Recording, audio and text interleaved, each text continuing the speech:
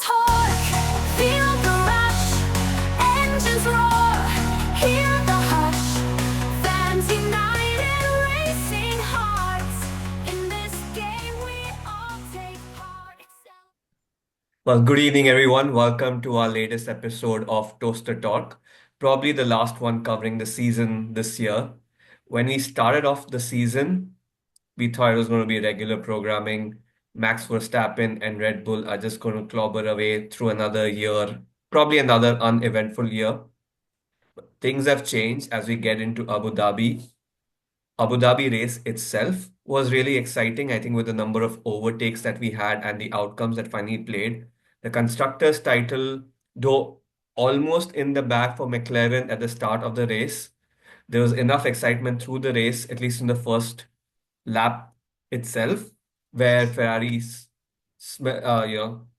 smoked up a chance that they had with winning, but obviously that didn't happen in the outcome. The outcome we know Lando Norris led from start to end uh, for a victory for McLaren and the Papaya Army since 1998.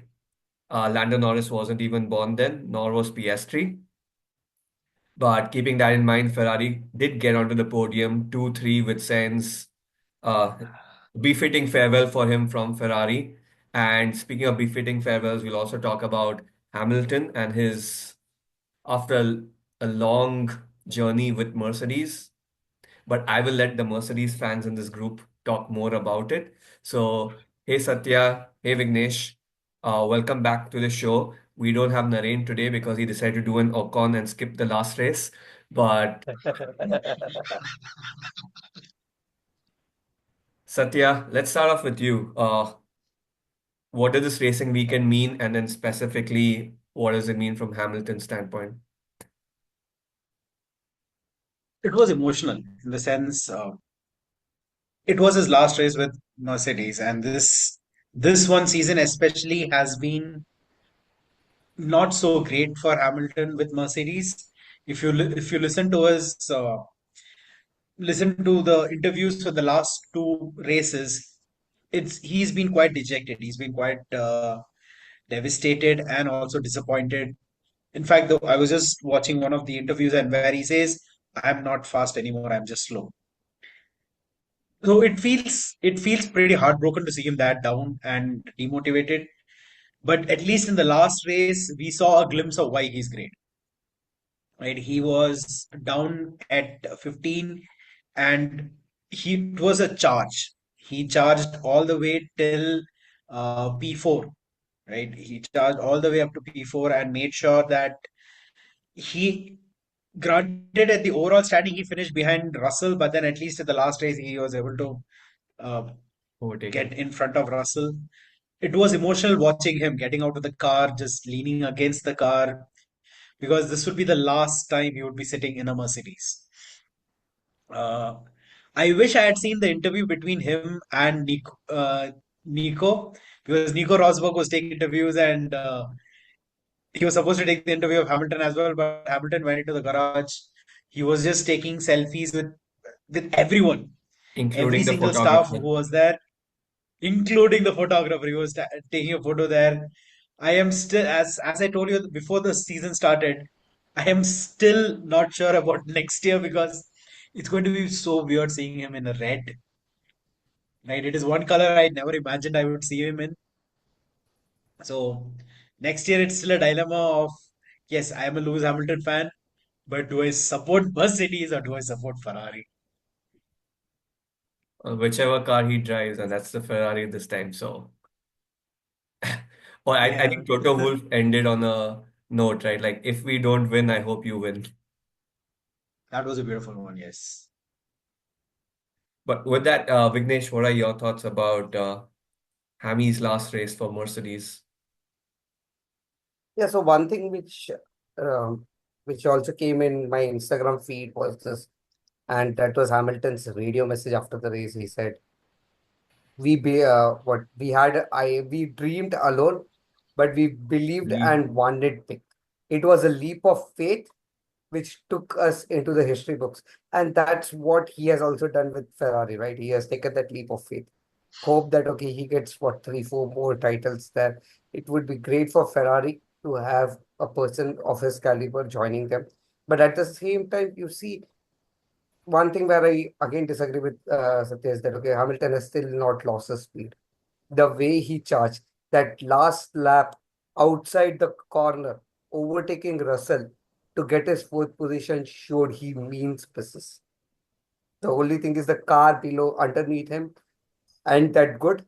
But considering how Ferrari has developed over the years, we could really see Hamilton in a potential championship winning car. And that is what Hamilton would have wanted also. So overall, I do understand that okay, it's a bittersweet moment for a lot of us, me including a Hamilton fan.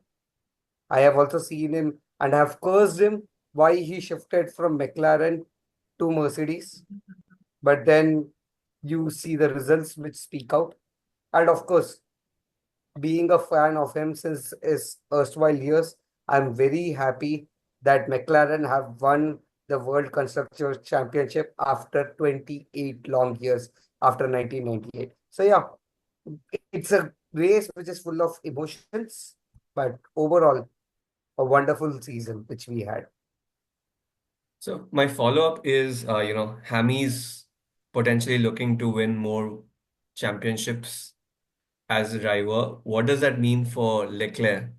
I mean, he didn't seem very excited about Hami coming over in today's post-race conversations. Like he's like, let pull it. He diplomatically basically said, "Let me focus on this year right now, and obviously I'm going to miss my partnership with Sainz, where it was very clear he was one and Sainz was two, and they partnered towards getting Ferrari wherever they did get them to. In this case, it was second place in the constructors again. They're obviously disappointed. They were so close to actually have potentially won it. But I think looking at how they started off in the start of the year, second's also a good finish because no one expected Red Bull to be third in constructors. And we'll get to why they got there. But what are your thoughts about Leclerc uh, into 2025? So next year would not just be Leclerc, right? Granted, yes, it would be a fight between Hamilton and Leclerc, but next year it's going to be much bigger because we of course have Max Verstappen who will be trying to win his fifth consecutive world championship, which will tie with the same record with Michael Schumacher. Norris is has that drive now to try and achieve it from the very beginning. Leclerc obviously would not want, because currently, as you said, he is a clear number one in the team. But with Lewis coming in, his number one position would be challenged because obviously the person coming in is a seven-time world champion, someone who is quite experienced with not just having different cars, but also fighting with the Ferraris and many a times making up his own route, making up his own strategies. Right, as compared to Leclerc, who sometimes can be quite too nice that he loses out on strategies or he loses out with regards to certain decisions that the Ferrari makes. Whereas Lewis, many times, if he does not trust the team, he will make his own calls, which we have seen even with Mercedes. When now, like towards the end, he would listen to Mercedes more because he's gone learned to trust the team. But then in the starting few years, he would make the call saying that no, this is what I want and this is what I'll do. So Lewis is cutthroat. Hmm. No, so if Leclerc continues to remain the same nice guy who will always listen to the team strategies, will never question the team, Lewis will eat him up. I Vignesh, hope any- Lewis eats him. Yeah, one thing which I would like to say is that okay, it's a proper corporate governance. You stick with loyalty and you're not rewarded, but yeah, a person coming from another team is always given a better hike, better position than you. And this has always worked against that Leclerc. sounds very personal, Vignesh.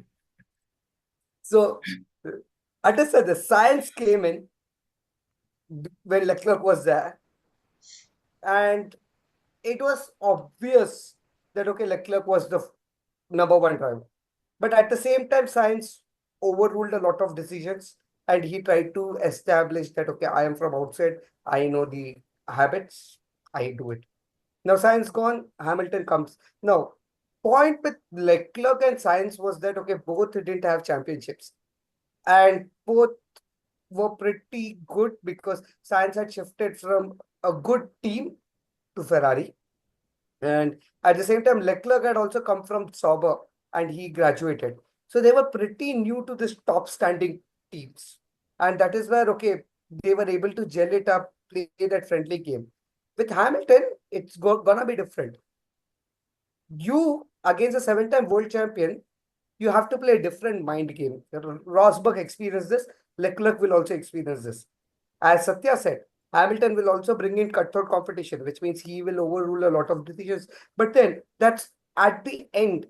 I see that, okay, Hamilton being in this Formula One race series for the next probably 2, 3 years. So after 2, 3 years, Hamilton would have made Ferrari that good in decision making, like how he has done with Mercedes, how he has done with McLaren, that it's potentially a good learning for Leclerc to stay with the team. And probably 1, 2 years down the line, he will win championships with them. So for Leclerc, it's about patience, not Mhm. trying to make his status quo, and respecting a person who is a legend and learning more from him in the first year. And that would develop him for the 2026 championship. Yeah, I think that those are good points for Leclerc to be listening in on to. If he's there playing the long game, I think he's setting himself up for success. Uh, Again, I think in the Abu Dhabi Grand Prix, both Hamilton and Leclerc had a brilliant drive. One side at 16th, finished at 4th, the other one side at 19th, and reached the podium.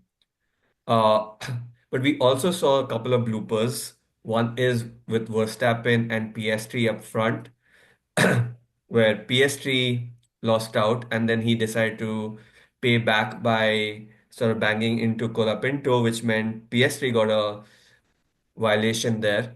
Uh, I didn't want to talk about Red Bull. Like, did Verstappen really need to take that risk there? There's nothing that he had to lose out there. Uh, and secondly, since we are on Red Bull, like, was this Perez's last race? He seemed like a guy who was driving during notice period. I think this is the last we have seen of Perez because Red Bull lost the constructors because of him. That's the simplest fact. If I think for the past 10 races, Perez has not finished anywhere near the top. And he's had constant Q1, Q2 knockouts. He is either spinning on his own, like what happened in Las Vegas. He spun under the safety car. Who spins under the safety car? I mean, I think this is the last that we have seen of Perez, irrespective of the fact that he would, I mean, he has a good sponsorship or not. I think Red Bull wouldn't want to continue with him. With regards to Max, he should not have done that. It was an unnecessary move. It was an absolute useless move because his race is done. Right? He's the world champion. He doesn't have anything to prove this one particular race. Because irrespective of what happens, he wins or not, does not win, it is not of a matter to him. He needn't have made that move and made it badly. If he had made that move and succeeded, that is a different case. He made that move, hit Piastri's, put him on a spin, and ruined both their races. I mean, technically, his race didn't ruin, but because somehow Piastri was the one who spun while Verstappen still continued going.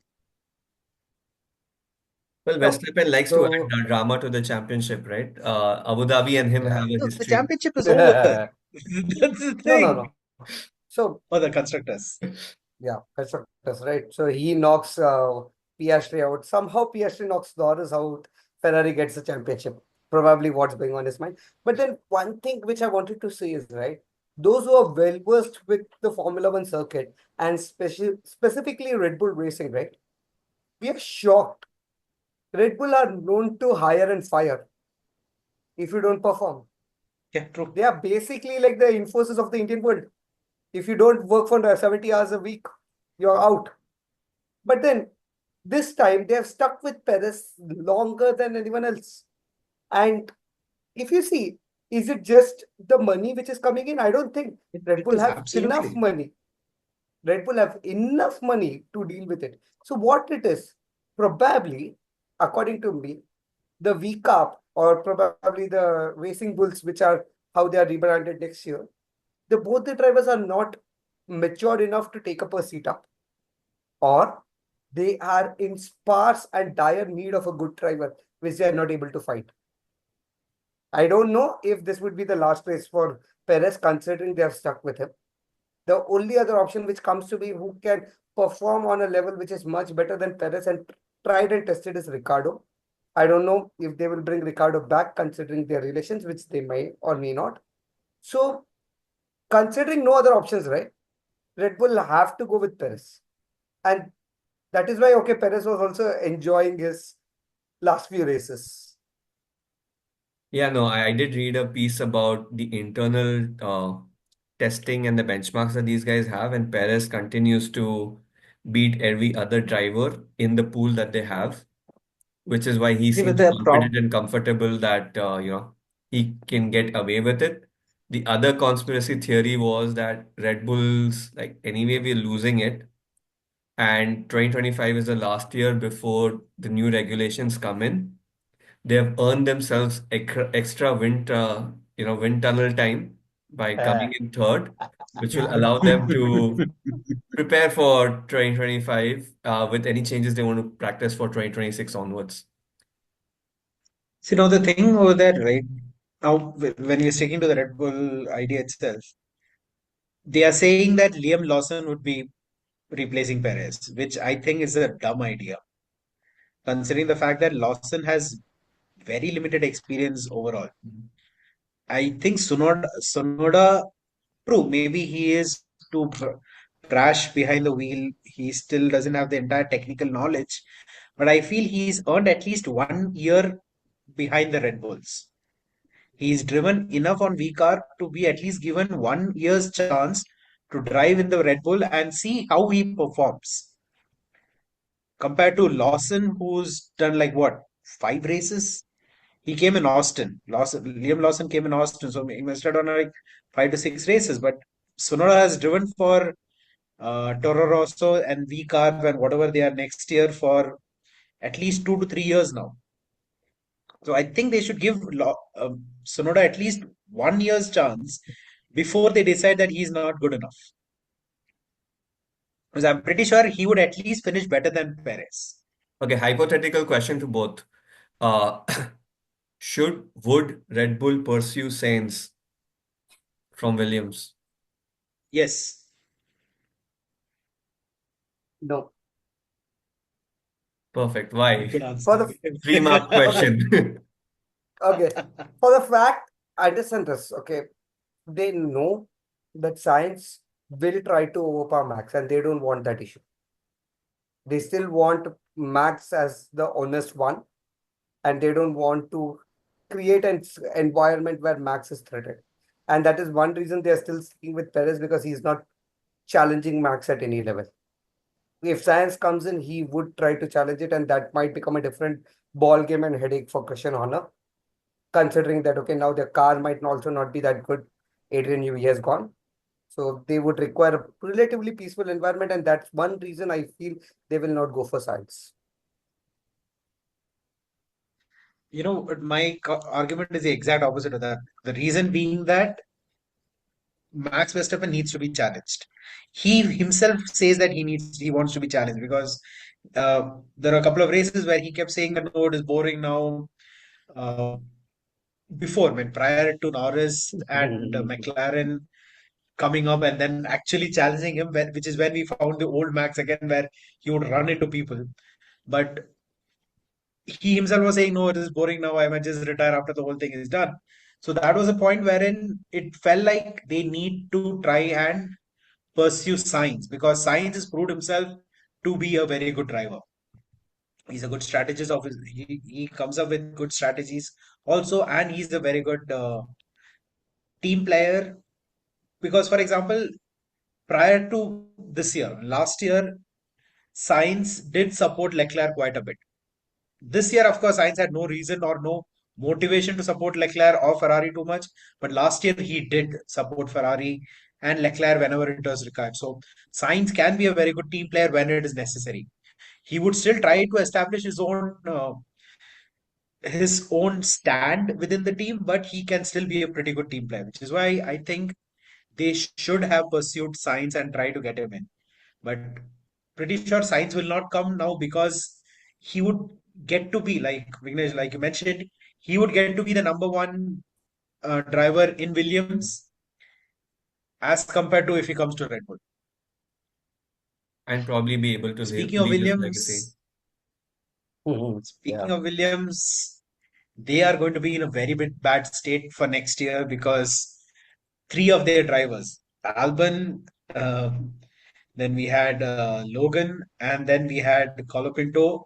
All three crashes put together is almost 9 million, which will seriously affect the development for next year, irrespective of how much of wind tunnel time they get. So that is another sad story over there. But again, like I guess the other way to look at it is a lot of them are using 2025 as sort of a warm up. It's going to be a dead season in terms of improvements and upgrades, specifically for 2025, but they'll be tweaking everything to prepare for 2026. At least that's what it seems like a strategy for a lot of these places. Mm. So even getting Sainz in from Williams into 2025 is leveraging his experience, expertise over the year so that they can fine tune for 2026.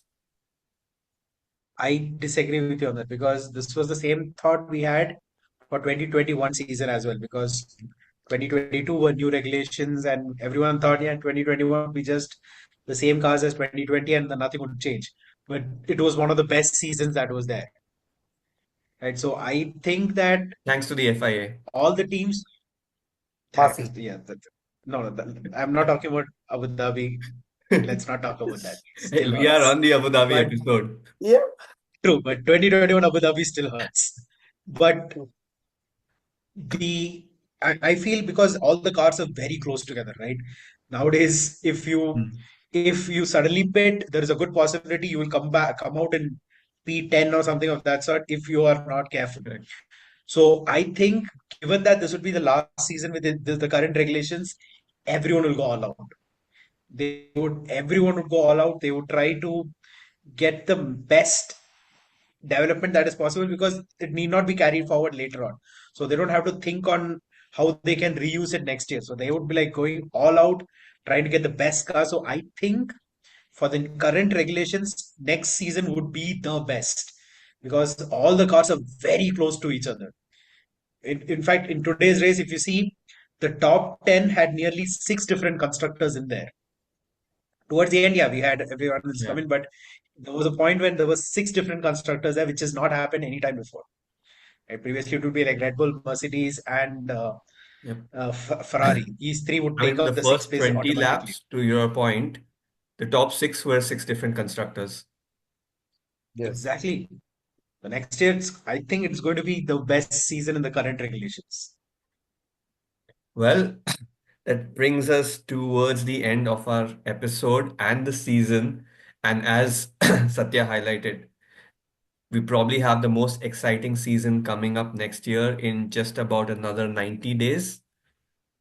Uh, as we kick off another season of Formula One. In between, I think Drive to Survive will drop their episodes, so then we can go and make fun of those. I'm not sure what all drama they're going to pick on from this season, but before we wrap up, my last thoughts from each one of you would be that, what's an episode from this season that you think Drive to Survive will pick on? Russell versus Verstappen. That's Yeah, a good one. absolutely. Absolutely. And it would be a proper episode with multiple races spanning across and a few tidbits from the, how I say, the commentaries and the interviews of Russell and Verstappen patched together. Yeah. And Vignesh, It is any going to be other a incident or episode? Yeah, it might be the resurgence of Leclerc. Mm-hmm. Yep, we're going to see a lot more papayas in getting into next year for sure.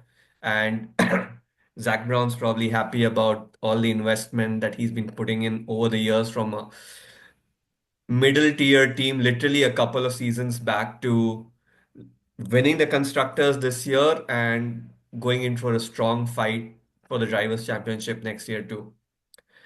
No, With not that, back tier. There was a point where they didn't get any points in the end of the season, right? When Alonso was there, they were FP2 literally engines. back tier. GP2 engine. They were towards the back tier, and now they won the constructors in like 2 to 3 years' time. It's an amazing resurgence from them. with that, Satya, Vignesh, thanks a lot for joining us for today's episode. As we look to wrap up the season for Toaster Talk, we will do an in-person episode to sort of do a retrospective or highlights of the year that's been so far and what do we expect for the year to come. So, for all our fans tuning in, thanks a lot for all your support and commitment throughout this year.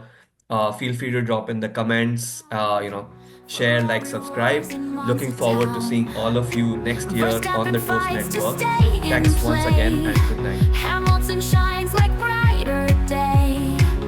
Thrills and chills on every bend. The chase, it seems, will never end. Toast the torque, feel the rush. Engines roar, hear the hush. Fans united, racing hearts.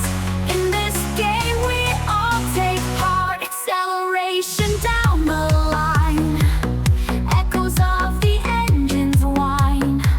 From every turn to flag and pole. Speed and fire in every soul. Champions rise and champions fall. Toast the torque, we heed the call. Every story, every race. Fans together, keeping pace. From the corners to the straights, anticipation never waits. 50 episodes, we cheer and shout. Our passion loud, we stand so proud. Toast the torque, feel the rush. Engines roar, hear the hush. Fans united, racing hearts. In this game we all take part. Toast the torque, feel the rush. Engines roar, hear the hush. Fans united, racing hearts. In this game we all take part. Acceleration down the launch. Echoes of the engines whine. From every turn to flag and pole. Speed and fire in every soul. Acceleration down the lush. Engines roar, engines wash. Fans united, racing hearts. In this game we all take part. Acceleration down the lush. Engines roar, engines wash. Fans united, racing hearts. In this game we all take part. Acceleration down the lush. Acceleration down the lush. In this game we all take part. From the corners to the straights, anticipation never waits. 50 episodes, we cheer and shout.